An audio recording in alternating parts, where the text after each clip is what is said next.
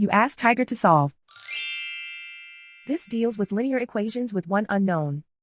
The final result is x equals 4. Let's solve it step by step. Group all x terms on the left side of the equation. Subtract 6x from both sides. Simplify the arithmetic. Group like terms. Simplify the arithmetic. Isolate the x. Divide both sides by 3. Simplify the fraction.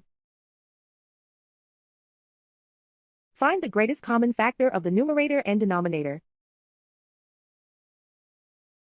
Factor out and cancel the greatest common factor. And so the final result is x equals 4.